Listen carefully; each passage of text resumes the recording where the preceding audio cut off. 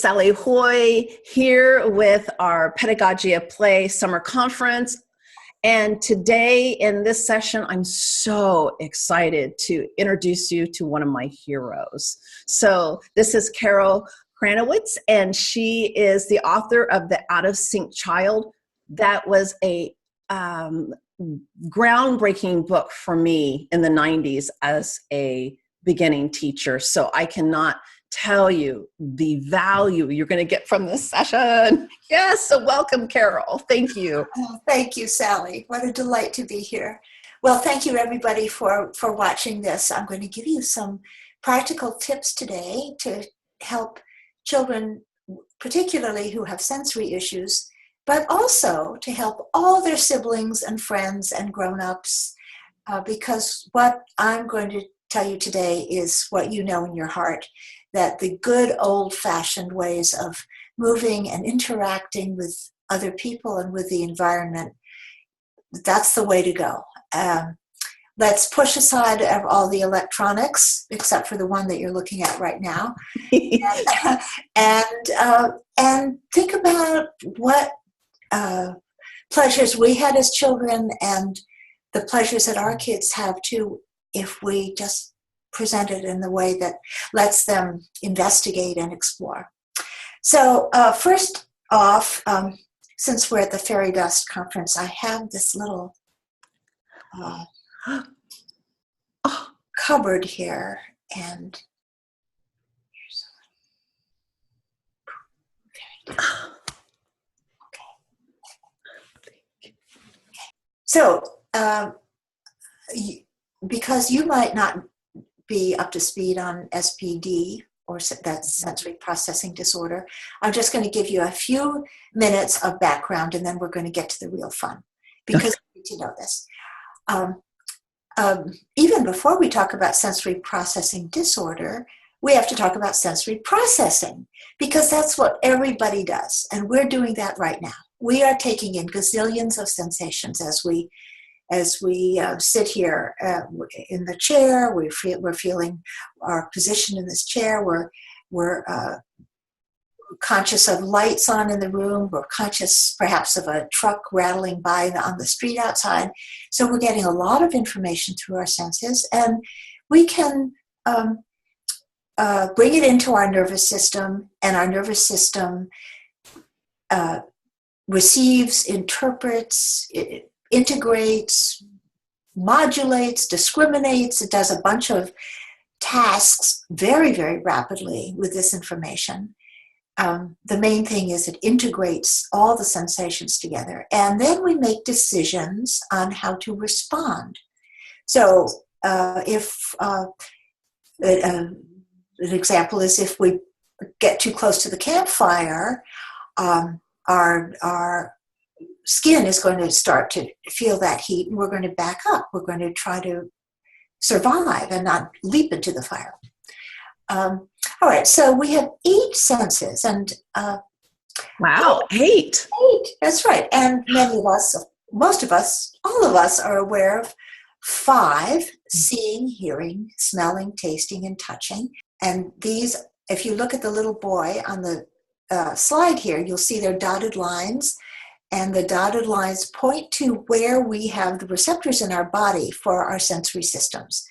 You can see there's a dotted line that surrounds the child. That's the tactile or touch system. So we have tactile receptors all over our body. But we have just our nose for smelling, just our mouth for tasting, our eyes for seeing, ears for hearing, of course. So you can see how important the head is in this. In our bodies, we always want to protect our head because we have a lot of sensory information coming in there. We have other senses, though, you may not be so aware of. One of them is the vestibular sense. This is the receptors are in our inner ear. Our inner ear, those receptors are ancient. The outer ear is actually rather modern in the human being. In our inner ear is a vestibule, and every time there's like liquid in there, and every time we move our head, we activate those receptors, and the vestibular system tells us when we are off center or off balance, because things are sloshing around in there. Think of like a carpenter's level, and that's what's going on in there.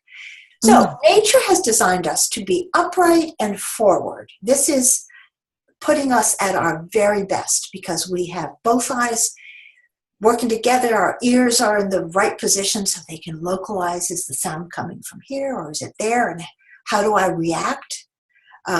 We have both hands at the ready to catch that ball or push away the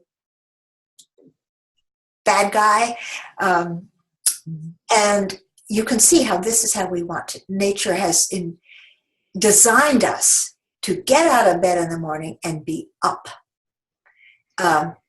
So vestibular sense lets us know when we have just stubbed our toe and when we're falling. And it lets us know when it's time to get off the escalator. And it tells us if we're at the edge of the curb and need to stop teetering right there and get a more stable foundation under our feet. So it's pretty important to have our vestibular system working.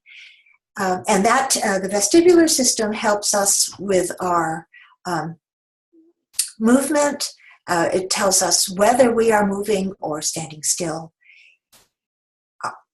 You know that sensation when you're on the train and there's a train next to you and one of the trains moves and you're not sure which one it is? Yes.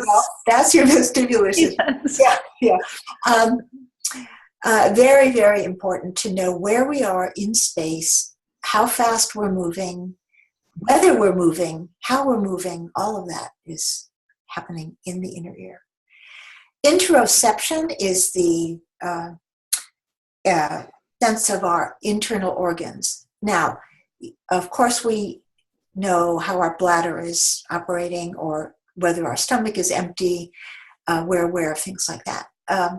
We should also be aware of our heart rate. We know that when we're sweating, we might not know when our kidney is working or our liver or our gallbladder, but all of those have to be working smoothly for our internal operations to be smooth. So it's very important to have a working interoceptive system. And there will be some kids who don't have a good interoceptive system. These are the children who have toileting issues. They don't feel it, that they have to go. Their tactile system might not be cooperating. They might poop in their pants and not be aware that they have done that. It's all intertwined. Okay, the proprioception is another one of these 8 senses, and this tells us how our muscles and joints are behaving. So when we are going up and down stairs, proprioception is helping us. Once we get going on the stairs, after our vision has told us how high to lift a leg, proprioception is very important to tell us how high to continue doing that. And you know, if you've ever been on a hike or on an old staircase where the stairs are different, the risers are different, and you stub your toe as you're going up, your proprioception wants things to be even because you've figured it out after a few steps. So when it isn't even, you have to go to your other senses, your vision, your tactile sense. You have to pull in other information so you don't keep stubbing your toe. And we do this automatically if all is going well. Now, what I want you to think about, because we're talking about sensory processing disorder in a moment, I want you to think about skin, inner ear, and muscles and joints. When something is not going well for a child, put on imaginary sensory goggles and look at the kid and ask yourself, wait, is there something happening to his skin? Is there something that's getting his sense of balance and movement not right? Is he not getting enough movement in his muscles and joints, because this is a big issue today when we're sitting so much. Is he not getting enough? Is he clumsy and knocking into things? Let's think about all of this whole package. These are the biggies: skin, inner ear, muscles, and joints. I love that. That's such a great lens to look through, and simple, Right, simple. Okay, now the InSync kid, this is somebody else's child. No, this is your child, I'm sure, on a great day. Okay, the InSync child is the one who can take in all these gazillions of sensations coming through all these many, many receptors in the body. And the child can integrate them, which means merge them so they all are working together. And the nervous system can process these sensations so that the child can use them for daily life. That means getting tactile sensations. So an InSync child is at the snack table, and Freddie over there knocks into him under the table, and the InSync kid thinks, oh, someone just knocked his foot against mine. Big deal. Okay, so you're able to get it when someone touches you casually. You don't freak out over that kind of thing. And the InSync child also can look at something like this is a prickly. Can you see that? This is a prickly horse chestnut boll. It's called a boll, B-O-L-L. All right, so an InSync child will look at that without touching it up, without touching it, and he'll say, oh, that looks prickly. I can see that looks prickly. I'm going to be very cautious before I touch that or pick that up. The InSync child adjusts his body in response to gravity. So his inner ear says, okay, you're going down the slide now. And the InSync child understands he's going down the slide. He's going to slow down at the end. He's going to put his feet on the ground. He gets how to operate when he's moving through space. He's aware of his body parts, so he can pull on his boots.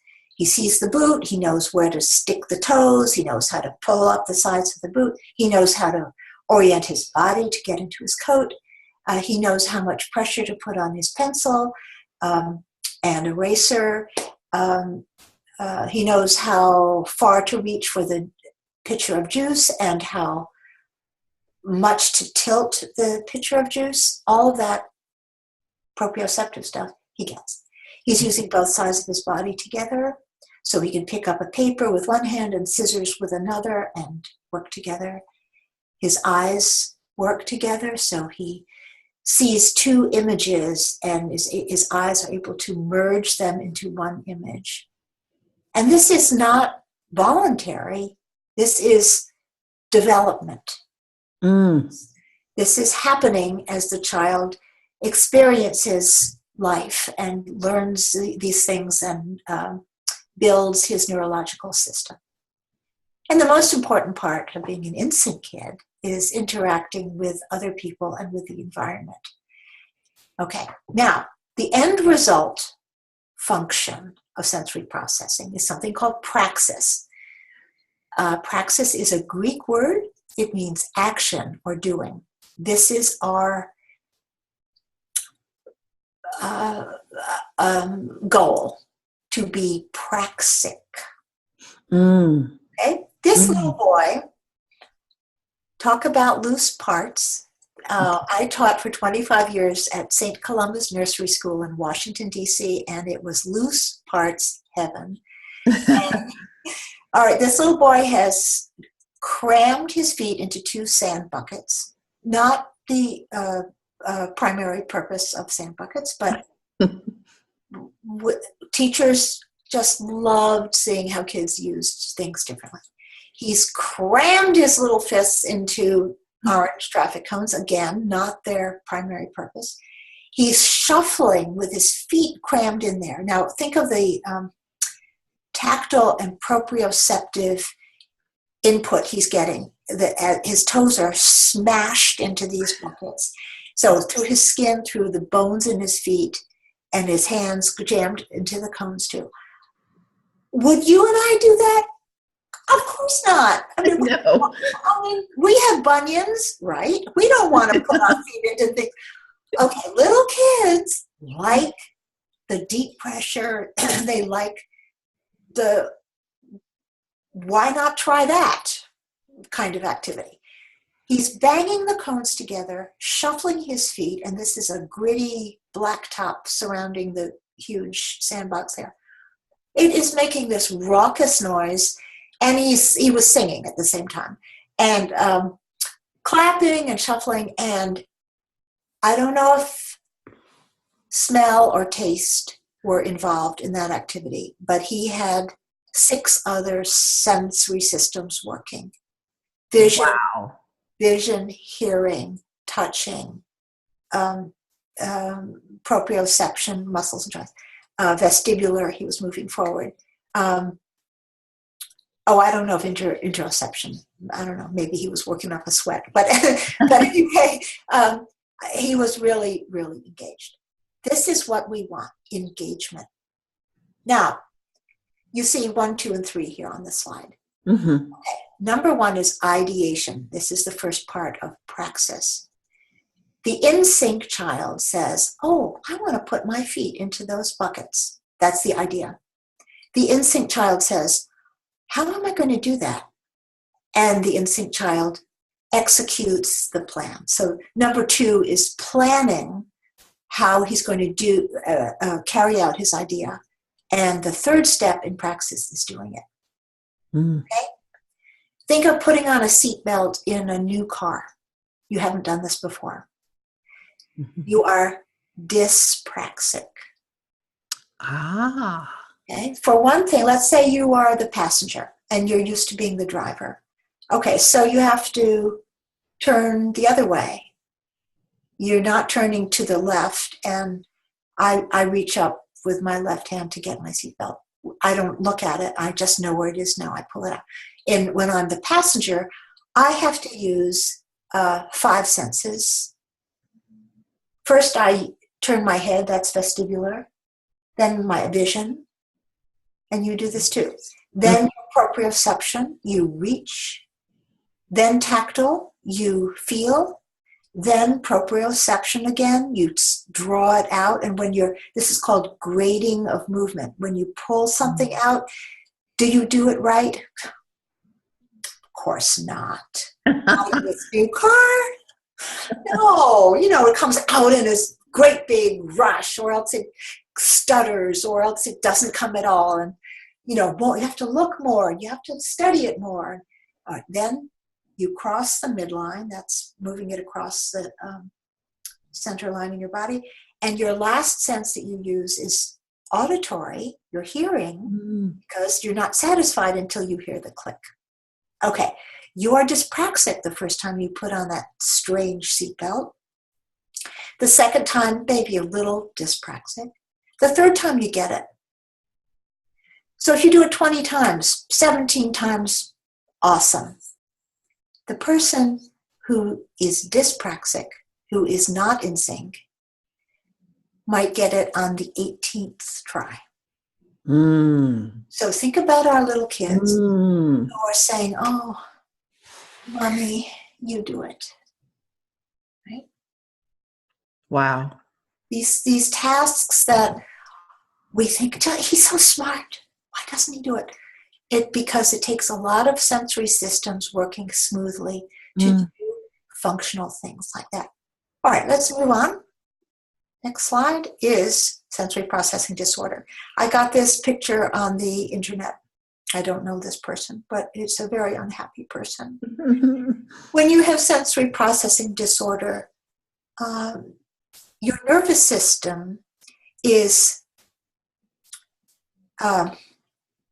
detecting the sensations that everybody detects. So sight comes in through your eyes, touch comes in through the skin on your hands. All of that's coming in. it comes in, it's detected, but then it's not processed accurately. It's like a traffic jam in the brain. Mm. So maybe the sensations come in and don't integrate with other sensations.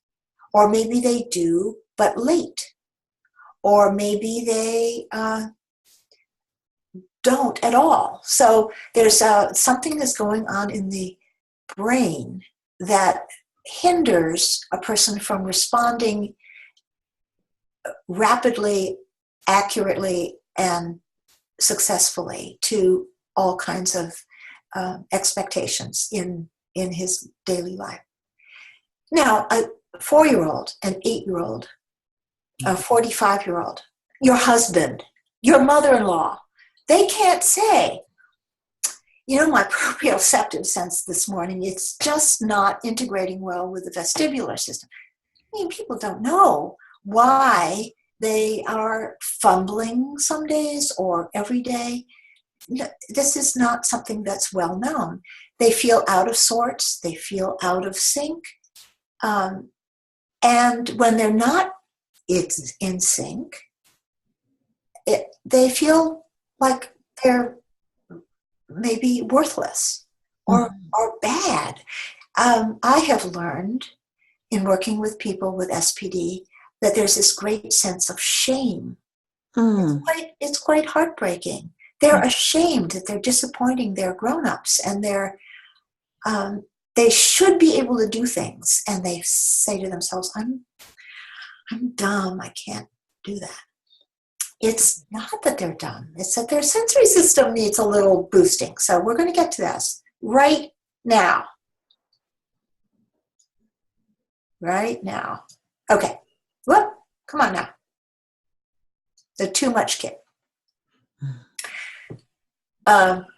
Think of kids with sensory processing disorder as things in their lives are too much for them, or they are too much for the world. So the too much kid, or the out of sync kid, has difficulty in his nervous system, and it's not voluntary. Trust me, this is all involuntary.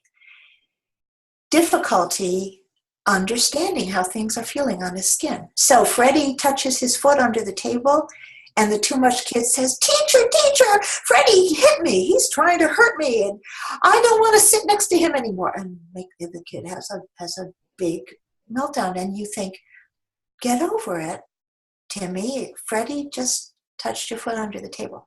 But Timmy does not know whether that was benign or hostile. He can't judge that touch. He cannot judge how gravity is affecting him. So when he walks, he feels very uncertain. He has to hold on to a grown-up or the wall or a banister, or he will prefer not to move at all. A lot of kids with SPD are sedentary. It's much safer to be sitting on the couch with your gizmo in your hands than to walk across the playground. Where his head and body are in space is a mystery to some children with SPD. They go out on the playground and they are, there's no certainty about where they are. It could be they could be like out in outer space, untethered, and they will want to be tethered. They want some connection, but they might feel like they don't belong there and they don't know where they are. They don't know what their body parts are doing, and they don't feel comfortable with other people unless they know other people really, really well. And so we'll see children with SPD who are furious and angry and aggressive when a substitute teacher comes into the classroom or a babysitter. Or sometimes it can only be mommy who can touch and cuddle and comfort the child. And someone loving like grandma or daddy isn't mommy. And so it's very easy for families to be uncertain about the bonds, because the child has sensory issues that are making it very hard to be with something unless it's the very most familiar. So interesting. And you see that a lot. Yeah. It's right. Okay. Now the fun starts. Thank you for listening to the background. And I had to bore you with the background. Oh, maybe it wasn't boring, but it's important to know about kids. You know, you go to the playground now, and you'll look at kids, and you'll see the ones whose feet never leave the ground. mm-hmm. Those are the children with the vestibular issues who would never dream of getting on a swing. They must be rooted to Mother Earth. Mm-hmm. They don't like elevators, escalators, rowboats. They want their feet on the ground. You'll see kids who are never going near the sandbox because their tactile system is saying, oh, no, that is messy and gross. I cannot tolerate it. You will see kids lunging for the sandbox because they're the opposite. They're the kids who are saying, I need to wallow in the sand. I need to smear the sand all over me. You might see kids who are on the swing for an hour. They never get enough of swinging. So you might see the kids avoiding sensations. You might see kids craving sensations and all kinds of in-betweens. There's much more to say about sensory processing disorder, but I suggest you go to the library, read some good books. Read the Out of Sync Child. Thank you so much. Please. Required reading. Okay, so here's a slide. This is a picture from one of my books. And let me just say, I'm not going to talk about my books, but if you see, can you see the cursor going over that? Yes. Mm-hmm. If you see this particular font here under a picture, that means it's an activity, and you can find it in one of my books if you want to learn more about it. Awesome. So, here is a slide whistle. All right, this is a slide whistle.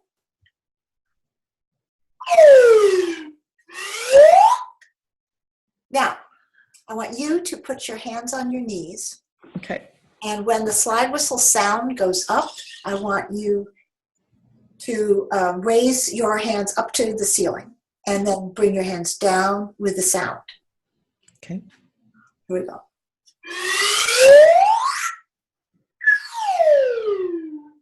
Nice. Again.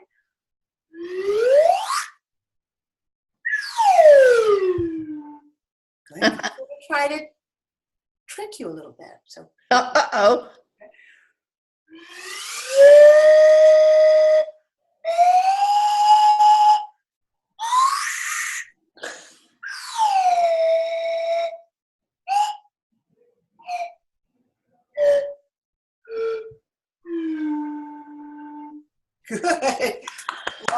Okay.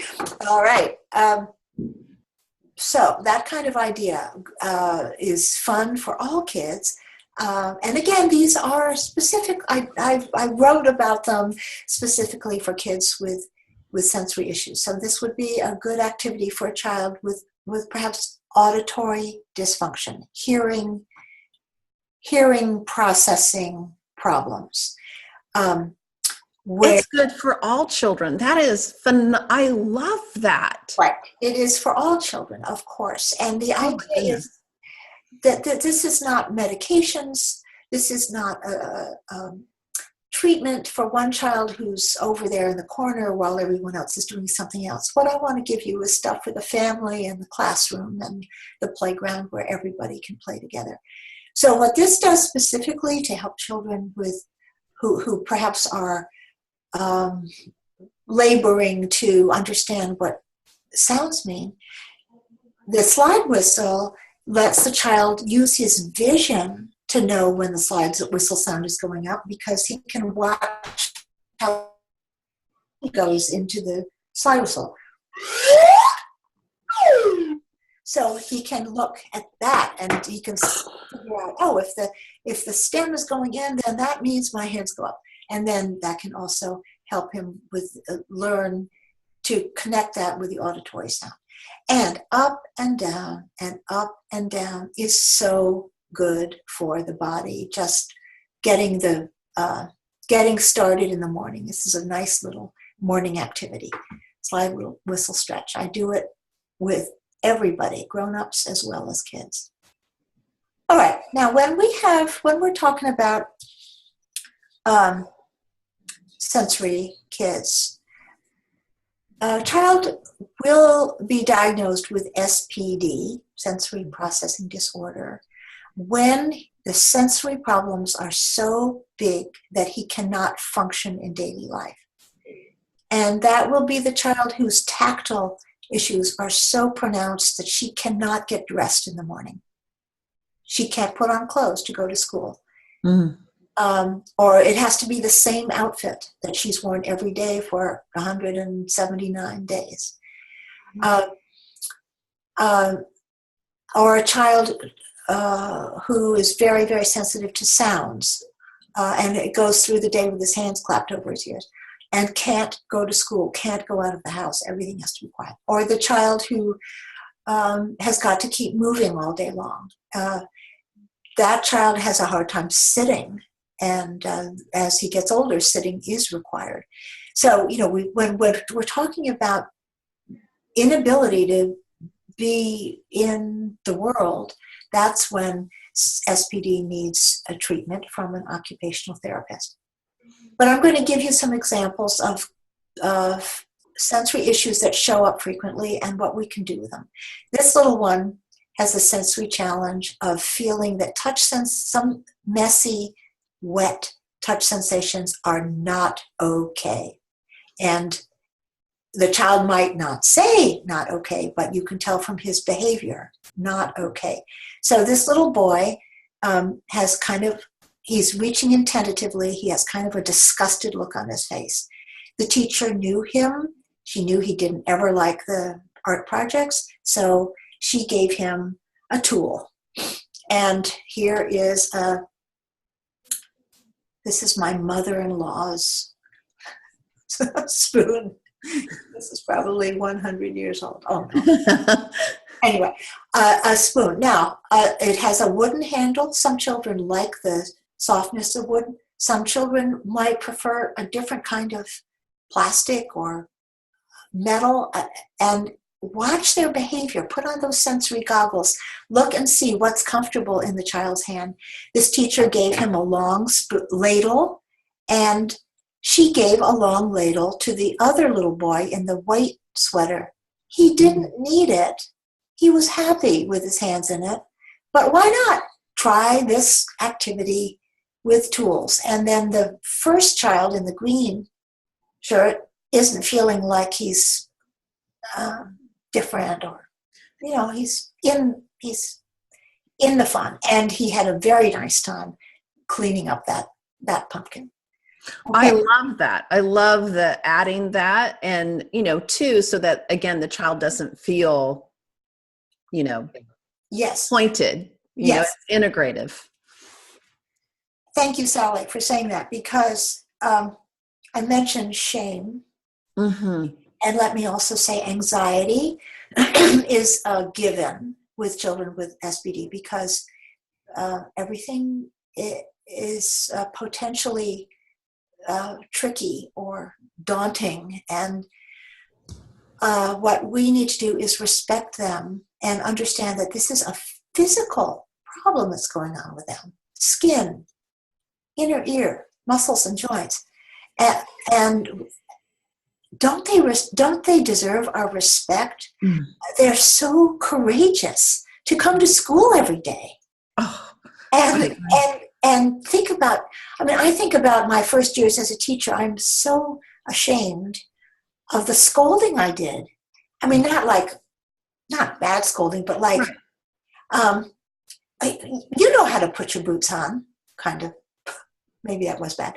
I'm so ashamed of that, instead of understanding that the child didn't have good bilateral coordination. He didn't have good eye-hand coordination. He didn't know how much force to use to push his foot into a boot. And was scolding going to help?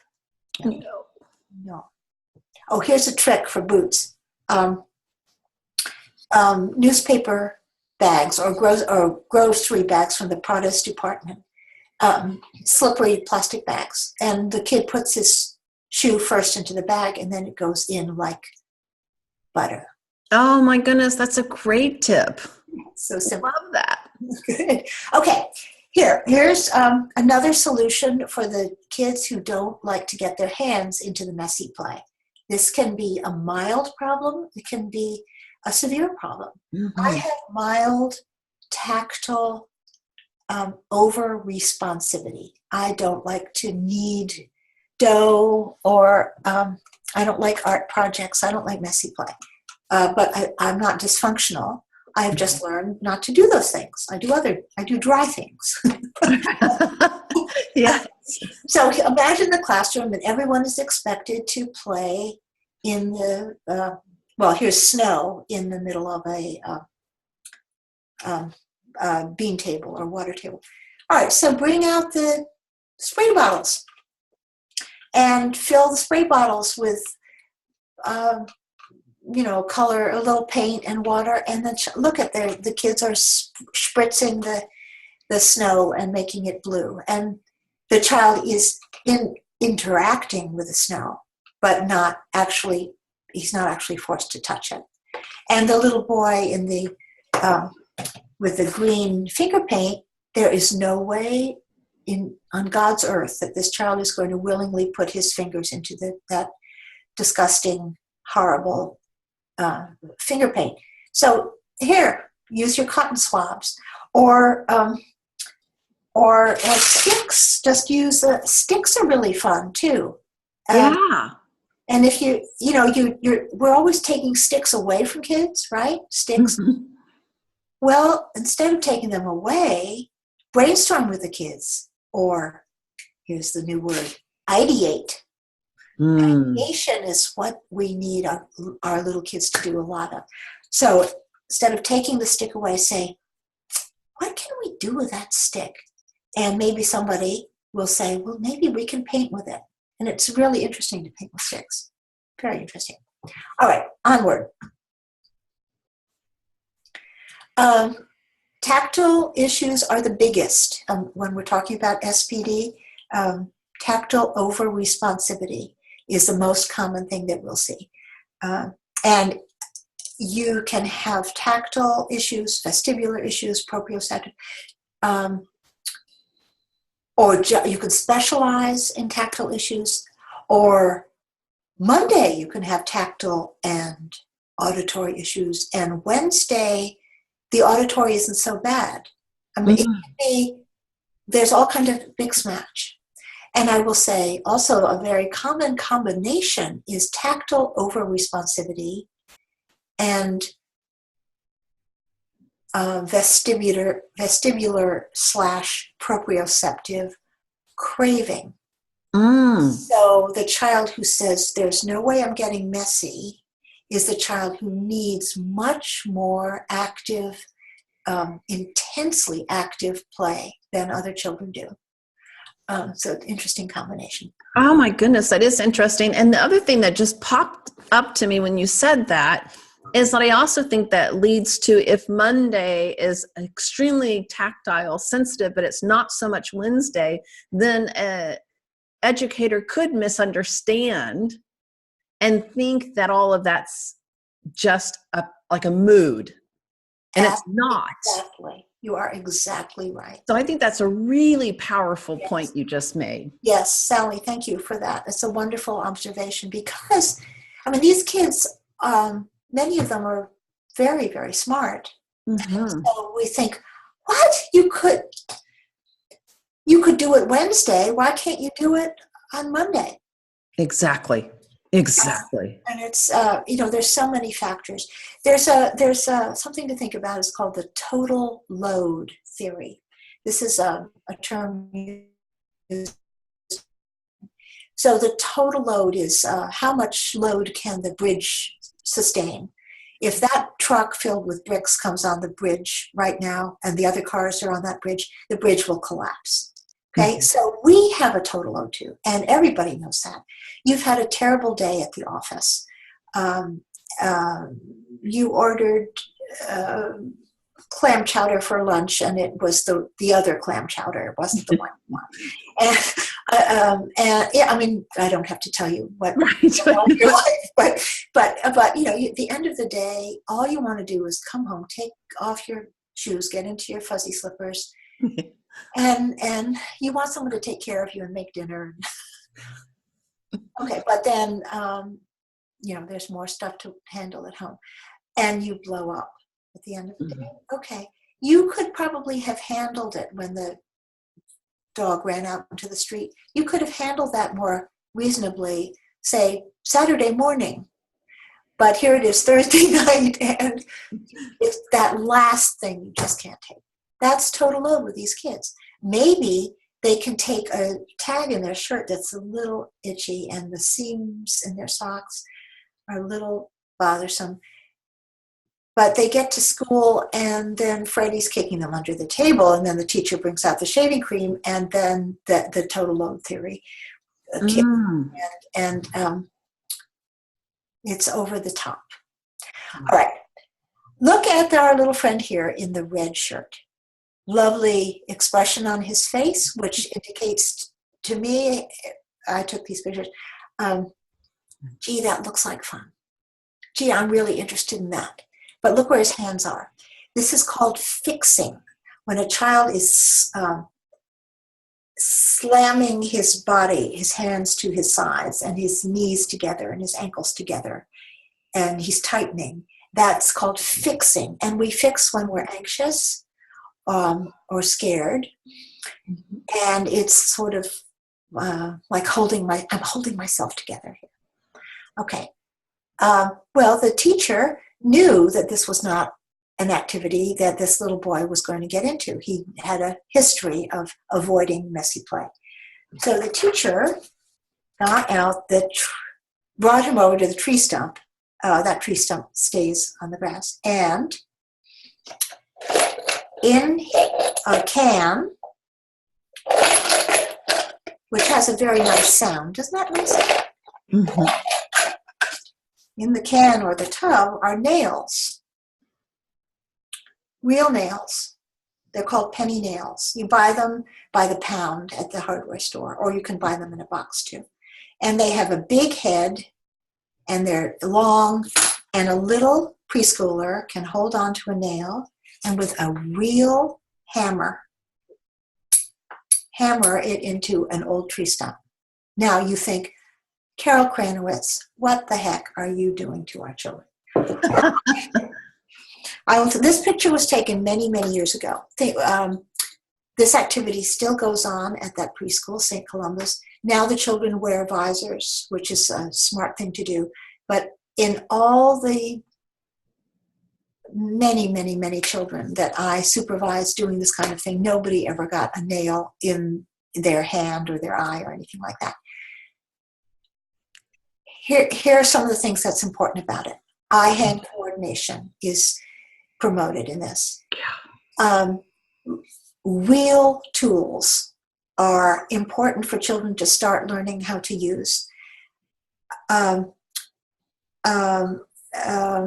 Guiding a hammer with a big head on it onto a nail with a big head is a good way to start.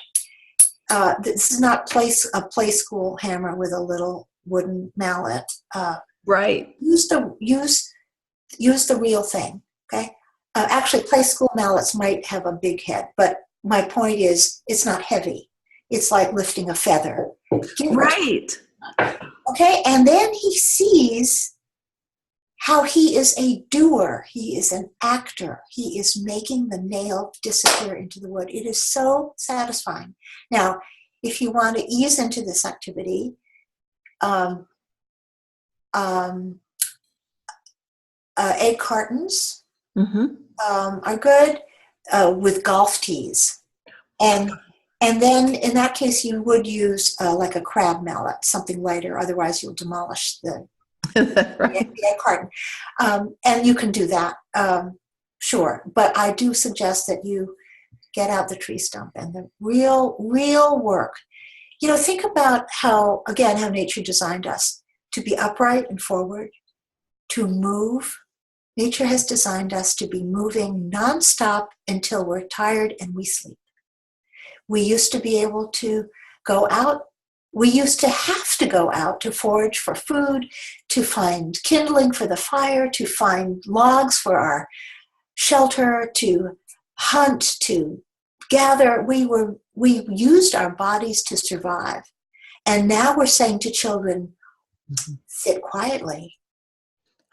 Wrong, wrong, wrong. Wrong. And I'm with you 100% that real tools Yes. Good. and the weight being so important. Good. Children love weight. They do. They'll put it on their bodies. They'll wrap rocks inside their pockets, and they like the weight. So true. All right, here is I want you to think about the law of equivalent exchange, and this is from economics. When you take away something of value, which would be shaving cream, you must replace it with something of equal value. So in this case, the child was pulling away from the shaving cream, and while the teacher would love to bring him to the table and urge him to just stick one finger in, he wasn't going to do it. So she gave him an alternative for a tactile activity where he's handling things. And that worked well for him. Okay, now we have on the other side of the spectrum, I've been talking about tactile avoiders. Here we have tactile cravers. This little girl would take her clothes off and bathe in the shaving cream if she could. You can see it's all over the place, and she's quite pleased up to her elbows. See? Here's a little boy. There's a stand-up sandbox at the nursery school for children who are in wheelchairs so they can play. And of course, when you make an accommodation for kids with disabilities, you make it available for everybody. Like a raised sandbox is for everybody. A ramp is for everybody. Anyway, this little boy, he really likes getting into it, doesn't he? I know. Yes. I know. So funny. So what do you do with the cravers? Well, go with it. Allow it. Supervise it. Make it happen. You are aiding the child, making adjustments in his sensory system. You're nourishing his sensory system. The craver happens to be more needy of particular kinds of sensory input. Denying him that input is not helping him, but helping him get what he needs and judge whether he's had enough, and channeling it in ways that will satisfy him. That's all very important for the craver. So a mother gave me this picture. Her son is Patrick, and she said he was always in the mud. So they decided they were just going to go with Patrick's program. So here's the end of the blue slide, and he's standing in the mud puddle that now has developed at the bottom of the slide. She gives the kids hose privileges. And so this is his brother. He's not, you see, he's more of an in-sync kid than Patrick is. Anyway, Patrick comes down the slides. We get that vestibular input, which he loves, wallows in the mud puddle there. And then in the background is a little pool, a little wading pool, and he washes off, and then he does it again. That's wonderful. I think that's the best kind of mom who can. Well, and I'll tell you, with Fairy Dust and our followers, we really advocate for messy play and mud kitchens and mud play. So this is right up many of the teachers and educators listening to this will advocate for mud play like this in their playgrounds. So, yeah.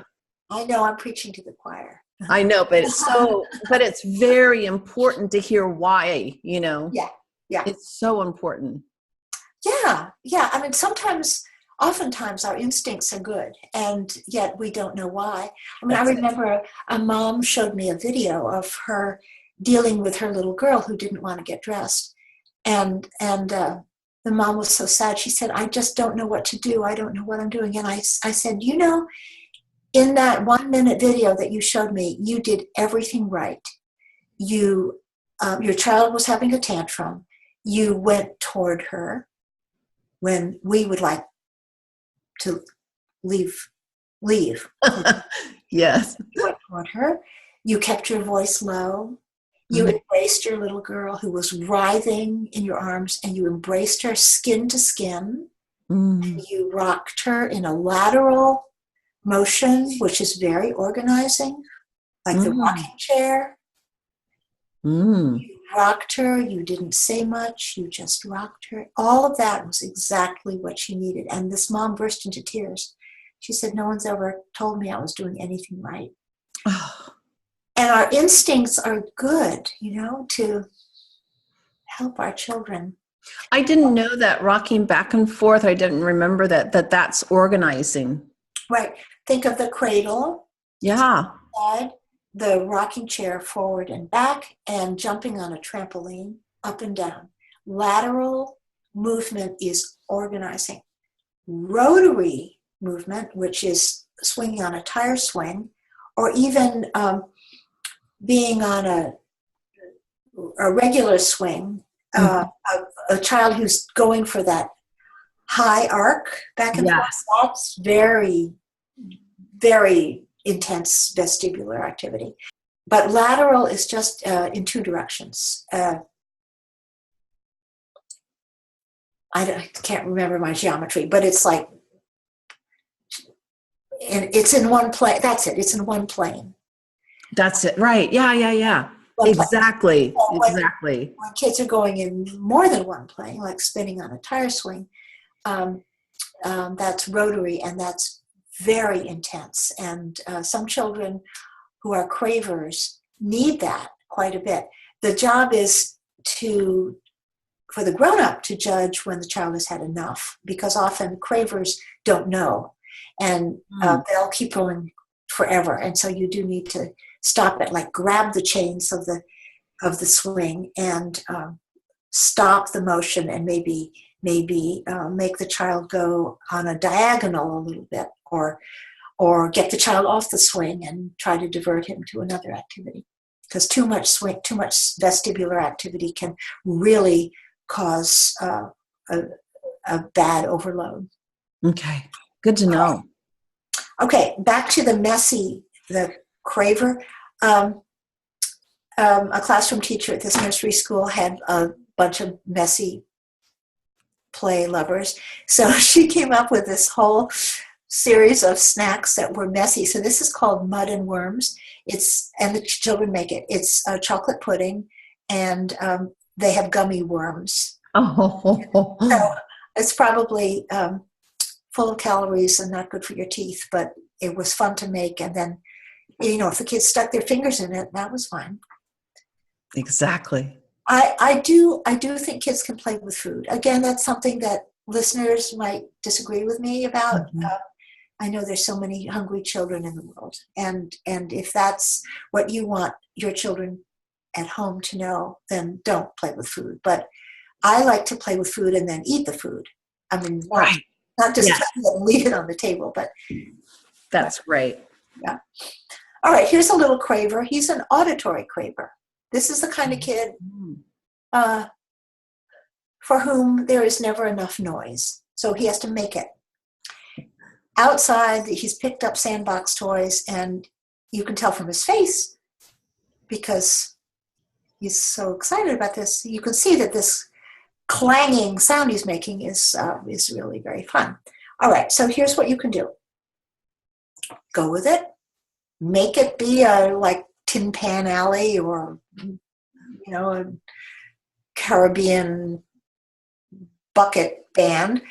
And so this teacher said, well, go on, kids, go find all the buckets you can find. And send the children out to gather them, of course. Make them do the work. They think it's fun. Mm-hmm. All right. Now, you can also do this kind of thing with, here's a little yellow bucket. And you can just tap on it with a pencil. And it makes a very pleasant sound. And you've got an instrument there. So that's one thing you can do. Make music with what you've got, and encourage that. And you could sing a song that everybody knows, Jingle Bells, or Row, Row, Row Your Boat, and clap the pattern and get the kids to be beating on their drums along with the beat of the music, which is a wonderful musical activity. And then you see you've taken this urge for noise and you've channeled it and repurposed it and made it into something joyful for all. And also you're teaching a music lesson.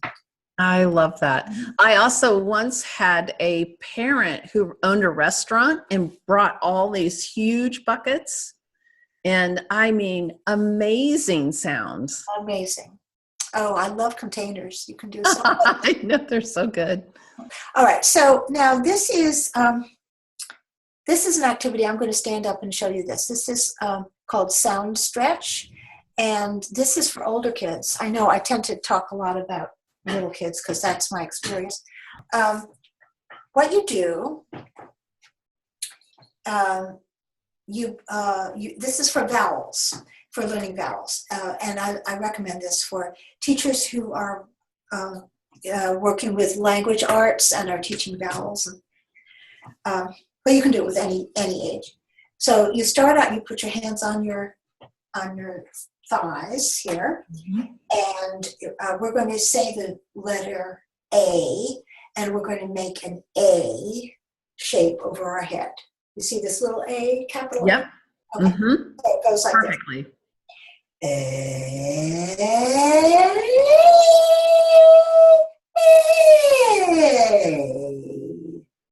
And really, I don't sing well. You don't have to sing well either. The point is, belt it out. Okay. When kids are screaming, I don't want to put a lid on it. I want to repurpose it. If they're screaming, let them.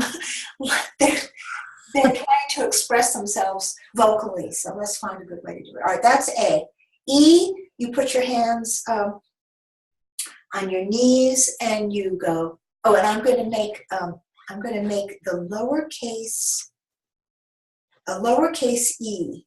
Can you see the lowercase e? Mm-hmm. Oh yeah, that's perfect, Sally. That's right. Okay, so here's E. E.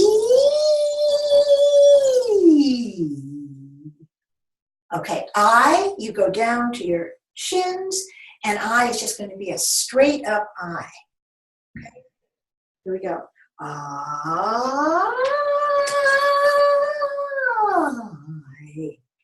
And then for O, you go to your toes, and you go, oh.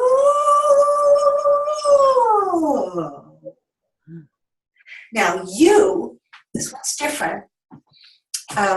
We're going to put our hands at our heart center, and I can do this back sitting. Okay, and we're going to push the U forward. So stretch your fingertips out, and imagine that you're looking at the letter U. Your head is at the bottom of the letter U. Okay, bring your fingertips back over here. This is called your heart center in yoga. Practice this a few more times, stretching out your U in front of you. U, U. All right, now what I love to do is, I love to do this with facing another person.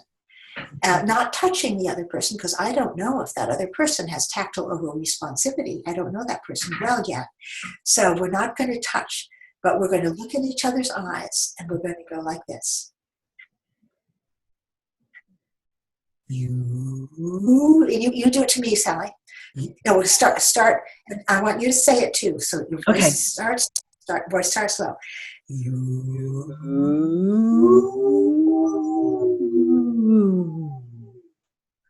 Perfect. And it's about you. It's Oh, you, and I bring you back to my heart. And that's really I love that. okay. All right. So that's called sound stretch. Where's that? Okay. So here's a little boy doing E. Okay. Supervised screaming, I call it. Okay. Or, if you have a garage, if your kid's screaming and you have a garage, let the child go out in the garage and do, some screaming. Why do we squelch that kind of thing when it's something that the child he really needs to get frustrations out or express himself in some way? And I think that's the importance of your message. That's why I really appreciate you, is that we need to hear this. Yeah, thank you. We misunderstand children. Yes. There's not one child ever born who does not want to learn. Mm-hmm. And every child wants to please his grown-ups. So does a child get out of bed in the morning and say, how am I going to push mommy's buttons before breakfast and then get to school and sabotage Mrs. Williams' program and make everybody call me the bad boy? How can I do that? No. No. And again, think of the courage, think of the obstacles in the way of the child with these sensory issues. The whole world is confusing and full of obstacles. Yeah. And what I want to do is, of course, understand these kids, but then get past the serious stuff and get to the fun, because they're not having fun enough. That's it. They're being told to sit down and behave yourself. We got to have them have fun. All right, play. All right, so tons of things you can do with paper plates. And you can ask children to ideate. Tell me, how can you make noise with a paper plate? So some kids might staple the edges together and put a few beans in and make a shaker, or you might supervise that if they're young children, or they might roll them up and make little horns out of them, or you can tap them together in some way. So sensory symphony is a game where everybody gets 2 paper plates and makes a loud noise. So you let that go on for about a minute while they experiment. And then if you have a large group, you can divide the group into thirds or quarters. Or if you have a small group,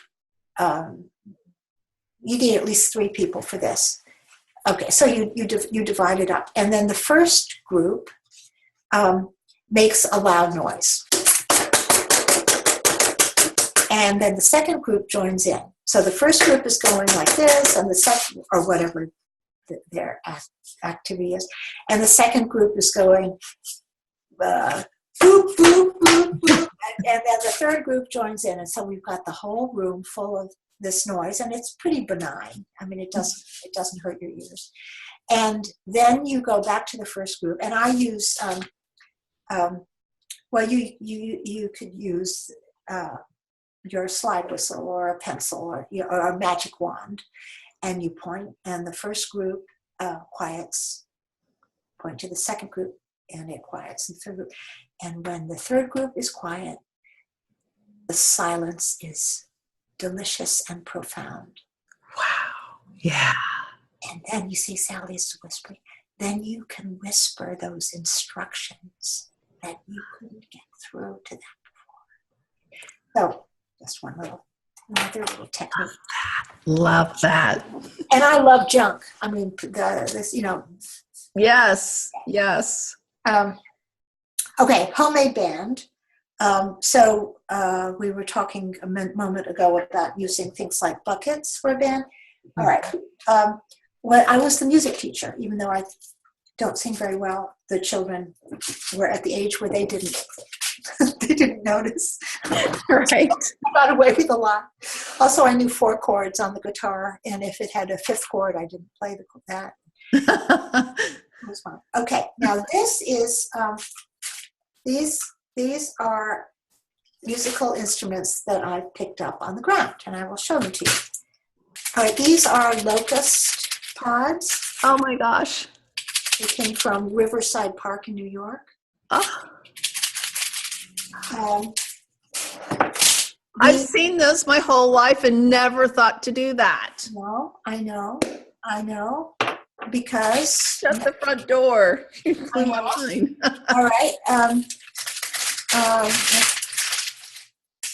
Okay, sticks.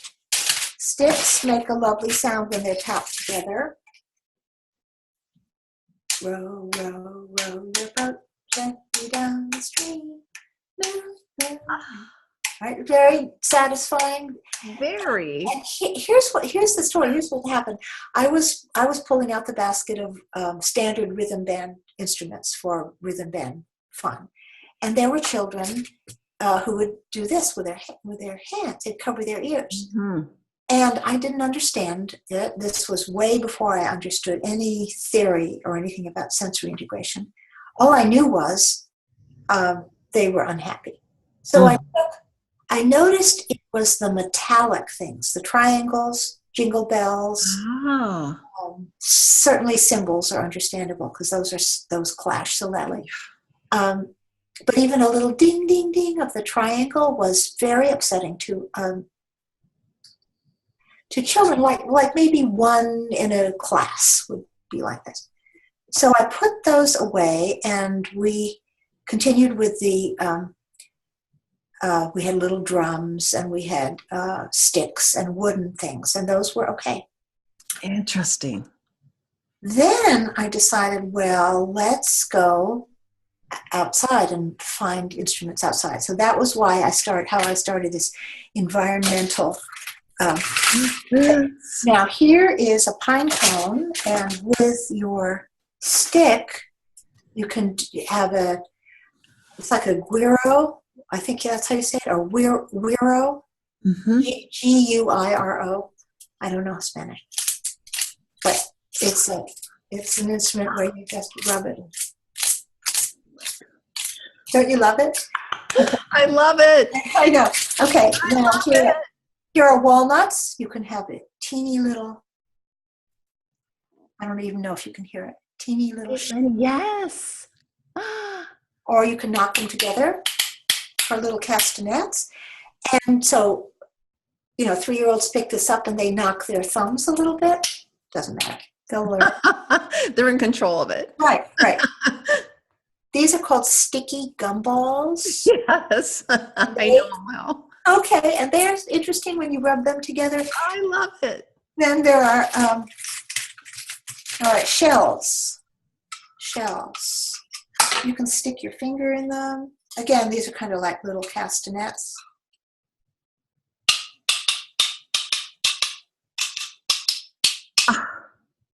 Do you know, in all my years, I have never seen this, and I thought I've seen everything. You're blowing my mind.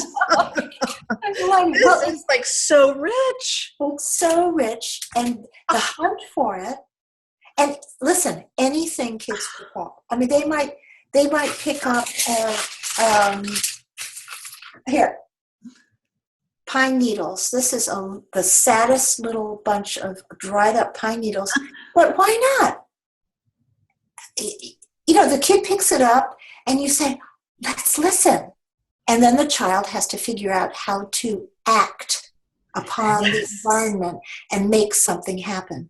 And please, grown-ups, don't show them. Ask them, how can you do it? So they can ideate, motor plan, and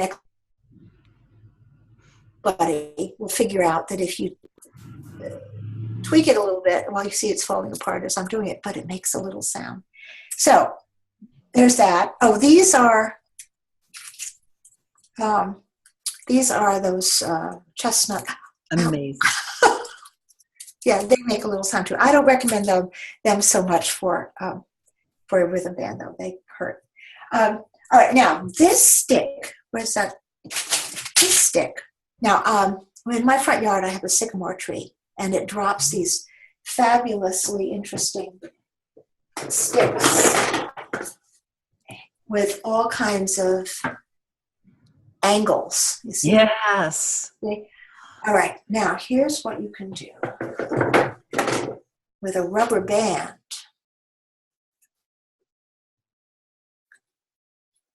And again, you can show the child, but then take it off and let the child figure it out himself. And then you've got a lyre.